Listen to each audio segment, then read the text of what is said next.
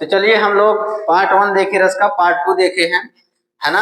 हमने रस के चारों अंग जान लिए हैं कि चारों अंग में क्या क्या होता है, हमने सब पढ़ाया है। पार्ट 1 पार्ट 2 आप लोग देख लीजिएगा रस का। आज हम पार्ट 3 पढ़ाने जा रहे हैं, है ना। तो किसी काव्य को पढ़ने, नाटक को देखने से जो हमारे हृदय अनुभूति होती है उसे रस कहते हैं। हमने बताया था रस के 4 अंग, हमने आपको बताया था। कौन कौन सा बताया था? स्थायी भाव, विभाव, अनुभाव और संचारी भाव। हमने 4 आपको अंग बताए थे और चारों का हमने वर्णन बहुत अच्छे से किया था। अब आइए, स्थायी भाव की हमने संख्या कितनी बताई थी? 9 बताई थी। जो रसों की संख्या मानी गई वही स्थायी भाव भी होते हैं। स्थायी भाव की संख्या कितनी है? 9 है। रसों की संख्या कितनी है? 9 है। लेकिन हम लोग पढ़ते कितना है? 11 है। दो कौन कौन से हैं? जो वात्सल्य रस होता है और भक्ति रस होता है। ये जो वात्सल्य और भक्ति रस होता है इसको श्रृंगार रस के दायरे में ही रखा जाता है, इसीलिए रसों की संख्या कितनी मानी गई है? 9 मानी गई है। तो आइए पहला हम स्टार्ट करेंगे, श्रृंगार रस है ना। श्रृंगार रस को रसराज भी कहा जाता है। सभी रसों में सबसे महान किसे माना गया है? श्रृंगार रस को ही माना गया है। तो श्रृंगार रस किसे कहते हैं? जहां नायक नायिका, पति पत्नी, प्रेमी प्रेमिका का मिलना, रूठना, मनाना आदि की क्रियाएं पाई जाती हैं, वहां श्रृंगार रस होता है। कहाँ होता है? जहां नायक नायिका हो गई, पति पत्नी हो गए, प्रेमी प्रेमिका हो गए, है ना, इनका मिलना, जहां रूठना, मनाना, हास परिहास, मतलब कोई किसी भी तरह का हो, वहां कौन सा रस होता है? श्रृंगार रस होता है। इसके 2 भेद होते हैं, एक वियोग श्रृंगार होता है, दूसरा संयोग श्रृंगार होता है। संयोग और वियोग होते हैं। कितने पाठों में होता है ये? संयोग। तो आइए देखिए श्रृंगार रस, देखिए श्रृंगार रस, है ना, जहां नायक नायिका, पति पत्नी या प्रेमी प्रेमिका की हास परिहास, रूठना मनाना आदि का क्रियाकलाप पाया जाता है, वहां श्रृंगार रस होता है ना। श्रृंगार रस को रसराज कहा जाता है। श्रृंगार रस को क्या कहा जाता है? रसराज कहा जाता है। इसके 2 भेद होते हैं, है ना। एक संयोग श्रृंगार होता है और एक वियोग श्रृंगार होता है। कौन कौन से होते हैं? एक संयोग होता है, दूसरा क्या होता है? वियोग होता है। संयोग श्रृंगार देखिए कहाँ होता है? जहां नायक नायिका के मिलने का वर्णन होता है, वहां संयोग श्रृंगार होता है। जहां नायक नायिका के बिछड़ने का वर्णन होता है, वहां वियोग श्रृंगार होता है। तो आप कहेंगे आचार्य जी पहचानेंगे कैसे?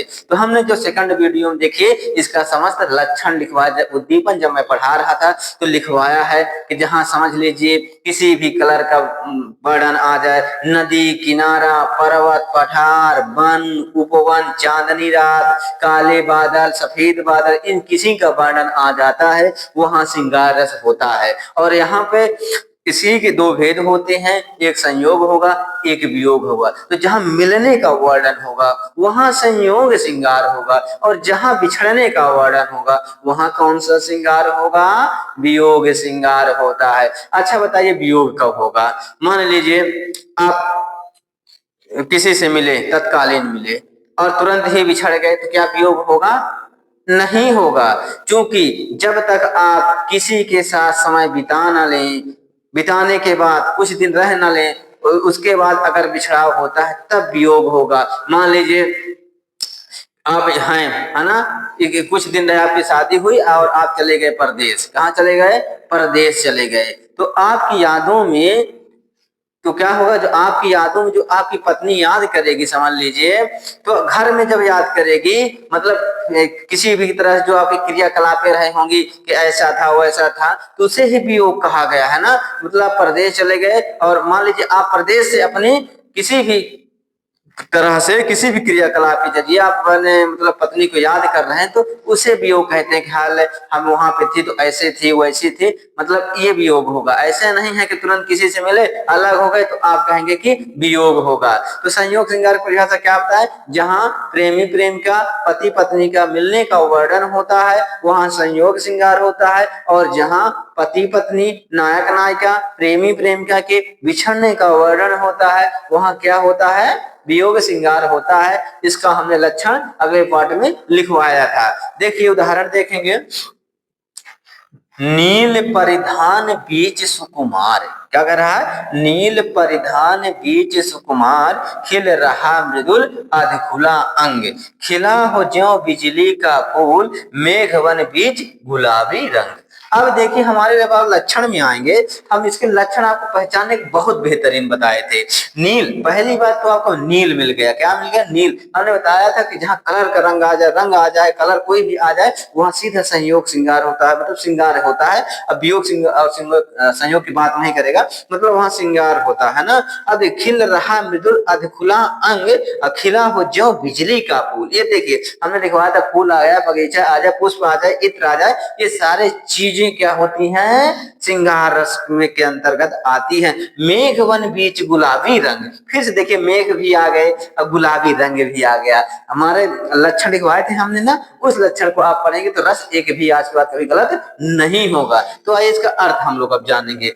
नील परिधान बीच सुकुमार, नीले वस्त्रों में, नीले वस्त्रों के बीच में सुकुमार, खिल रहा मृदुल अधकुला अंग, मतलब कि वो जो कन्या नीला वस्त्र पहनी हुई है, एकदम सुकुमारी लग रही है, और क्या कर रहा है, खिल रहा मृदुल अधखुला अंग, और उसका अंग वही सिर्फ खिल रहा है जो दिखाई देता है। जैसे आप देखे होंगे छोटे छोटे लोग कपड़ा पहनते हैं तो जितना भाग दिखाई दे रहा है उतना ही खिल रहा है, वही बहुत अच्छा लग रहा है। क्या लग रहा है, वही बहुत अच्छा लग रहा है। खिला हो ज्यों बिजली का फूल, मेघवन बीच गुलाबी रंग, क्या कह रहे हैं कि जिस तरह क्या खिला हो, बिजली का फूल खिला हो, मेघ बन बीच गुलाबी रंग, जिस तरह से मेघों के बीच में गुलाबी रंग खिला हुआ हो।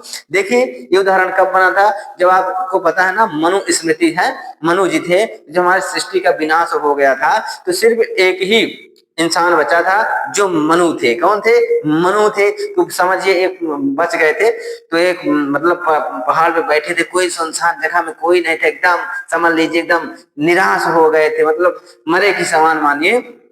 तो वहां से अप्सरा आती है, जब अप्सरा आती तो समझिए कि जब अप्सरा आएगी स्वर्ग से तो कैसे दिखेगी, तो मैं वस्त्र बढ़िया पहने हुई थी, बस उसके जो पार्ट दिख रहे थे, शरीर का अंग दिख रहा है, तभी ये उदाहरण उन्होंने बनाया था। तभी उन्होंने कहा, क्या कहा देखेंगे कि नील परिधान बीच कुमार, नील परिधान बीच सुकुमार, नीले वस्त्रों के बीच में सुकुमार, खिल रहा मृदुल अधकुला अंग, और ये जो मेरे कोमल अंग है ना, इस नीले परिधानों के बीच में बहुत ही अच्छा खिल रहा है ना। क्या खिल रहा है, खिला हो जो बिजली का फूल, मेघवन बीच गुलाबी रंग, जिस प्रकार से खिला हो जो बिजली का फूल, ऐसा लग रहा है कि जैसे बिजली का फूल खिल गया हो, और कहा मेघवन बीच गुलाबी रंग, मेघों के बीच में गुलाबी रंग की तरह, है ना। लिख लीजिए एक और उदाहरण हम आपको दे रहे हैं, जैसे कहते हैं आप लोग बहुत फेमस उदाहरण आप लोग पढ़ते हैं ना कि बतरस लालच लाल की, मुरली धरी लुकाए, असौहन कहे भौहन हंसे,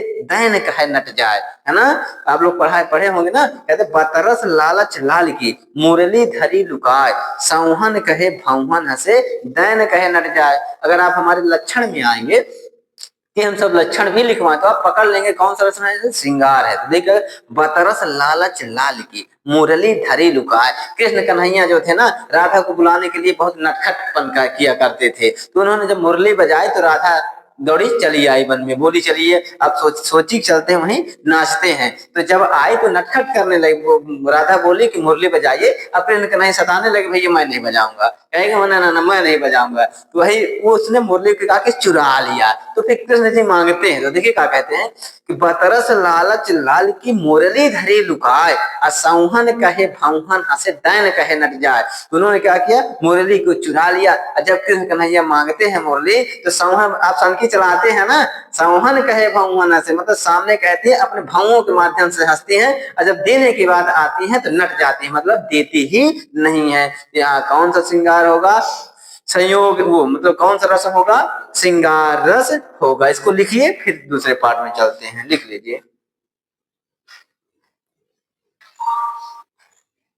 तो देखिए वियोग श्रृंगार कहाँ वियोग होगा, जहां नायक नायिका या पति पत्नी एक साथ रहकर किसी कारणवश एक दूसरे से अलग हो जाते हैं, वहां वियोग श्रृंगार होता है। क्या कह रहा है कि जहां नायक नायिका पति पत्नी या प्रेमी प्रेमिका एक साथ कुछ दिन तक रहे भैया, एक साथ रहकर किसी कारणवश क्या होते हैं, अलग हो जाते हैं, वहां क्या होगा, वियोग श्रृंगार होगा। जैसे मान लीजिए हमसे आप मतलब आपसे दूर आपकी पत्नी चली गई है ना, तो जब आपके पलों को याद करेगी, आपको याद करके मतलब आपको याद करके रोएगी, तो वहां क्या होगा, वियोग श्रृंगार होगा। अब मान लीजिए आपका भी तलाक हो गया, उसका भी तलाक हो गया और उसकी जिंदगी क्या हो गई, कहते ना झंड हो गई। अगर झंड हो गई तो वहां वियोग फिर नहीं होगा। आप कहीं और शादी कर लिए, वो कहीं और नहीं कर पाई, फिर वहां करुण रस का रूप ले लेता है ना। तो वियोग श्रृंगार वही होगा जहां किसी कारणवश आप अलग तो हैं, किसी कारणवश दूर चले गए हैं, लेकिन आपकी यादों को संजोए हुए है, आपको पल पल याद कर रहा है, तभी वही वियोग होगा। और हमेशा के लेकर चला गया वहां से और उसकी जिंदगी बेकार हो गई, तो वहां वियोग नहीं होगा, वहां क्या होगा, करुण रस हो जाएगा। तो यही समझना है। उदाहरण आइए देखिए क्या कह रहे हैं, देखिए क्या कह रहा है कि पीयूष से कहो संदेशड़ा, हे भौरा हे काग, शोधन बिरही जर मोई, तेहि कधुआ हम लाकर। पीयूष से कहो संदेशड़ा, हे भौरा हे काग, शोधन जी क्या कह रहे, पीयूष से कहो संदेशड़ा, हे भौरा हे काग, शोधन बिरही जर मोई, तेहि का धुआं हमें लाग। देखा करें पीयूषो कहे संदेशना, हे भौरा हे काग, अशोधन बिरही जर मुई, तेहि का धुआं हम लाग। एक समय की बात थी, पहले रजवाड़ा चलता था, तो वहां रानी थी, रानी रूपमती थी, समझ लीजिए, उसको अपने रूप बहुत ही गुमान था, समझ लीजिए। तो वहां रूपमती के दरबार में, राजा के दरबार में जब राजा सभा लगती थी, तो वहां तोता बोलने वाला था। तो रूपमती गई तोते से पूछी कि हे तोता, तू बता कि हमसे सुंदर कोई है पृथ्वी पर। तोता को सच बोलने की आदत थी। उसने कहा, महारानी तुम आपसे भी सुंदर है। कहे कौन है, कहा कि पद्मावती है। समझ लीजिए आप उसके आगे कुछ भी नहीं है, आपसे हजारों गुना सुंदर है पद्मावती।